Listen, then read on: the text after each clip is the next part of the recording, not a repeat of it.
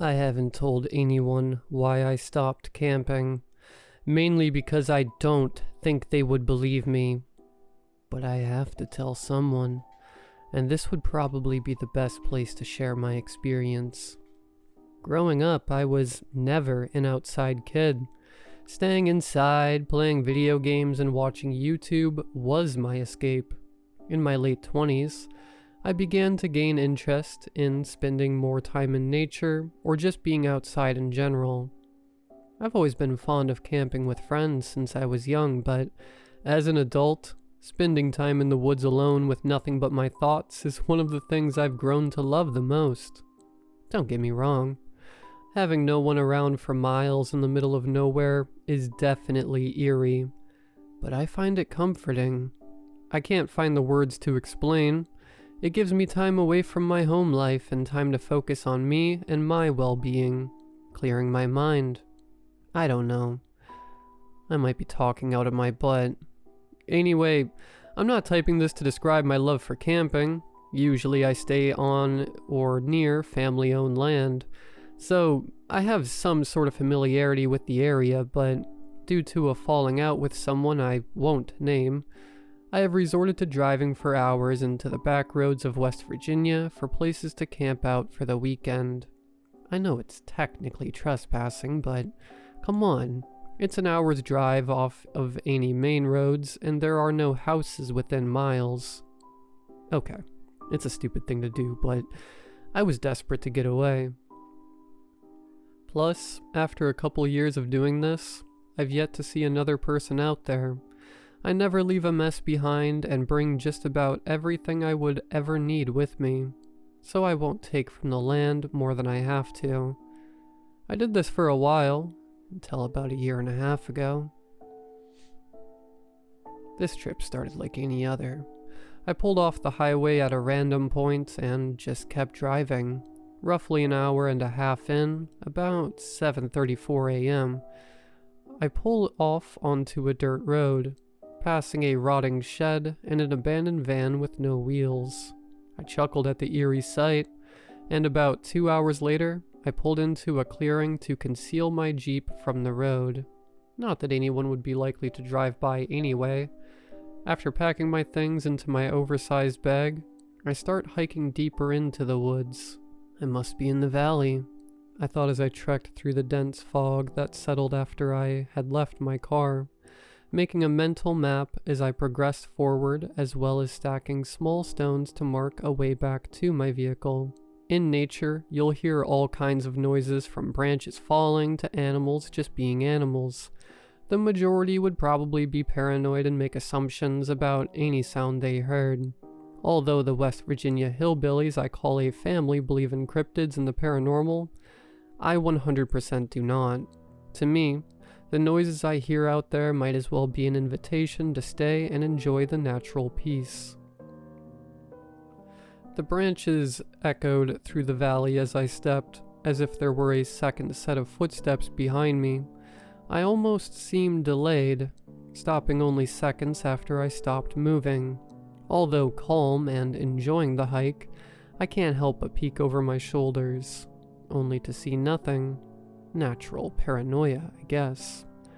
Call me crazy, but I enjoyed the slight uneasiness, the feeling of being watched, knowing that there's nothing there but that lingering thought in the back of my head that something is just out of sight, beyond the fog. After 15 minutes in, I notice a large tree with the bark scraped off, as if something dug at the tree trying to get inside or through it. As I got closer, I noticed there was a pattern to the marks, not something from the Blair Witch Project or anything like that. It was lined with scratches every 3 feet, continuing up 15 feet above the first. The cuts were deep. I'm not sure how the tree wasn't dead if it wasn't already. I brushed it off as being caused by other falling trees or animals. I mean, when I say this tree was massive, I could have stood in the middle of it and stuck out my arms. Who knows how long it has been here? Around 12:53 p.m., I found myself in a clearing between the trees. This was as good a spot as any. I set my tent under a tree, made a makeshift fire pit, and pulled a fallen log near for a seat. A few hours later, it was as comfortable as I could make it. It was where I would be staying for the next 3 days. Still bright out, I lit up a fire. At this point, the temperature was starting to drop. A thud came from the right, scaring the crap out of me. Something hit the top of my tent. A rotting stench filled my campsite within seconds. I search for the source. The smell grows as I get closer. Around the side of the tent was a half-eaten, half-dead snake. It had no head and was almost as thick as my wrist. Shaken for a moment, I started to rationalize what happened. I mumbled to myself, "Dang birds." This wasn't the first time a bird has dropped its prey near me. When I was about 8 or 9 years old, a hawk dang near dropped a rabbit on my head. Another time, a dead mouse was on my windshield only a few years prior. Regardless, it caused my heart to skip a beat. The stench of the rotting animal had become too much to bear. Grabbing the small, collapsible shovel, I scoop up the corpse and bury it a far distance away. The fog started to clear at this point, but the forest didn't grow any brighter since the sun had started to set. As I made my way back over to the barely illuminated campsite, I could have sworn I heard footsteps or something moving in the brush nearby. Stopping in my tracks, I try to listen closer. Right as I do, the noises stop. It was getting late, so I decided to call it a night. I crawled into the tent and settled inside, looking up at the roof of the tent lit up from a small fire. I could see the wet streak across it. I immediately assumed it was from the snake from earlier. After a mildly cold night of tossing and turning, I drifted to sleep, waking up to what I can only describe as tapping, clicking, knocking. I'm not really sure. It was too quiet and distant. As much as I wanted to just go back to sleep, I unzipped the tent and peered outside. The fire was pretty much out, and a chilling breeze hit my face. I squinted and tried to listen again. The noise either stopped or was too faint to hear over the rustling and swaying of the larger trees. I crawled back into my sleeping bag and inevitably passed out. The morning after, I rose to a relatively quiet and clear morning. I made breakfast, cleaned up the tent, stretched, and prepared to set off for a hike. I had pretty much forgotten about the night before, chalking it off to another animal or branches falling from some dead trees. A good 45 minutes into my walk, I came across a creek. On one side was a steep cliff edge, probably 30 to 35 feet tall, and on the other was a relatively flat patch of wood I had been hiking through.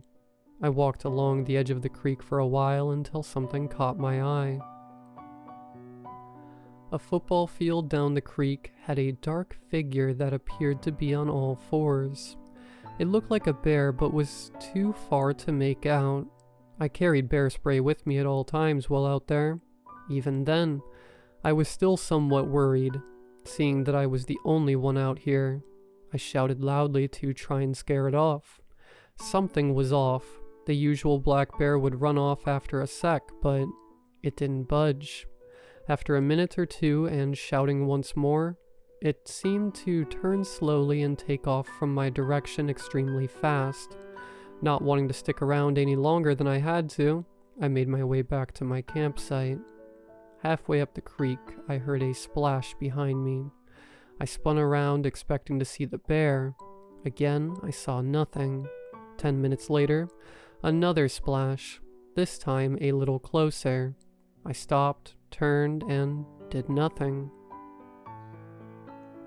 I waited to see if there was anything. At this point in the creek, the cliff face was so incredibly steep, practically going straight up. A rock slid down the side of the cliff and landed only 15 feet away. I strained my eyes, trying to see if anything knocked a rock off the edge. Again, nothing. I began to worry and speed up my walk to a jog. If it was a bear, I didn't want to be near it. An uneventful hour later, I made it back to the fire, which was completely out at this point. I lit another fire and piled on small logs.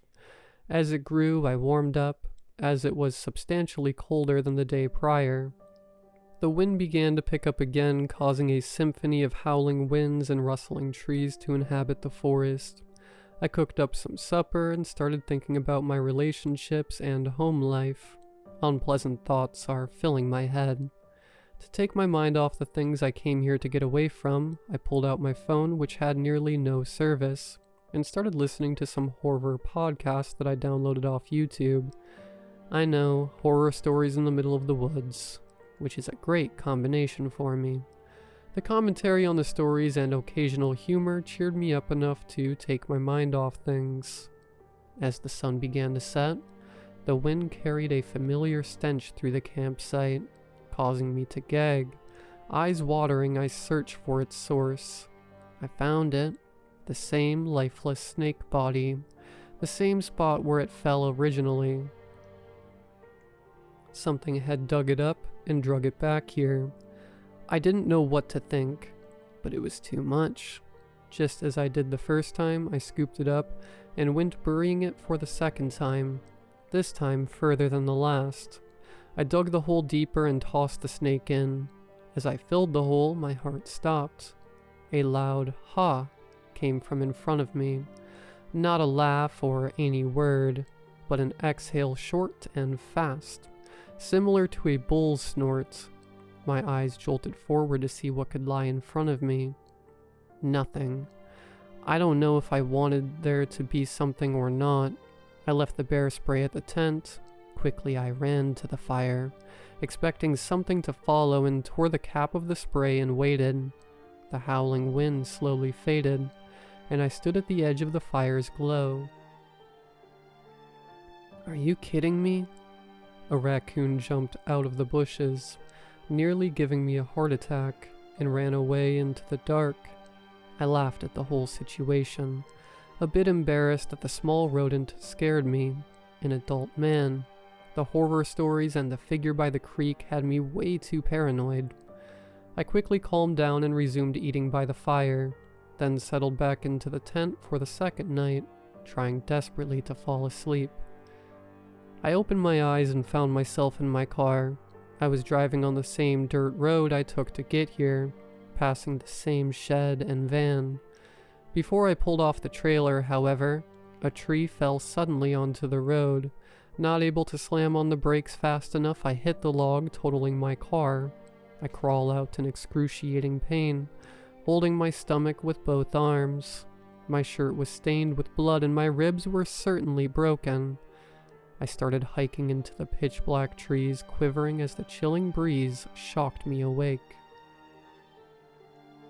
I practically jumped to my knees in my tent. I grabbed my stomach as an intense pain sent shocks through my body.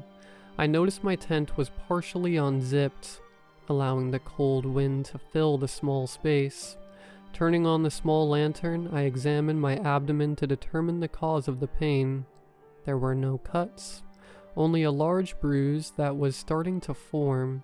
With no explanation for the open tent or the bruise, I zip up the tent and decide to pack up and leave first thing in the morning.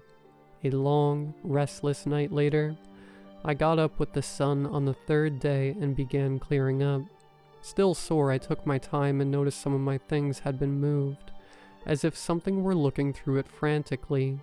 I sighed and picked everything up, as most of my stuff had been spread out far away from the campsite. Picking up the last bit of random packages of food and fire starters, I looked up from the ground and was met with a pair of eyes, peeking from behind a tree. At the same time, the woods went quiet, an unnatural quiet. No rustling leaves, no animals, not even my own heartbeat. I couldn't breathe. I couldn't even move as it stared through me. They were wide and bloodshot, and the pupils were so small they were almost unnoticeable. One of the things that shook me the most was the size. They were a good 8 feet up the tree and the size of softballs. There was no head or body I could make out, It was as if they were suspended like snails. I was broken out of the trance only by the loud, fast stomping behind me, brought back to consciousness. I bolted in the direction of my car, not stopping to breathe. I tripped over a root and landed on another, sending a sharp pain through my body. Adrenaline had already set in, and before I could get back up, a cold burst of air hit my neck, followed by the same exhale from the day before. I threw myself forward for the longest 10 minutes of my life. I have never been more relieved in my life since my old beat-up Jeep came into view. I hop in, and as I fumble with the key, a soul-shaking tap comes from the passenger window. In fear of seeing something I didn't want to, I didn't bother looking and sped out of the dirt road, nearly hitting every tree on the way. I stopped at a truck stop on the highway about 45 minutes away. Exhausted, I sat there, breathing heavily, trying to comprehend what happened. I made it home without issue. I'm sitting straight up in bed trying to explain anything. Dwelling on it would only cause my mind to wander to unlikely conclusions. I haven't been camping since then, and have tried to forget the entire thing until now. My childhood friend invited me to go camping with him on a property his family owns that's in the middle of nowhere. I'm not sure what prompted me to agree to go, but I think it will be good for me. As I type this out, we're on our way to his property, and we just turned down a dirt road and past a rotting shed and an abandoned van.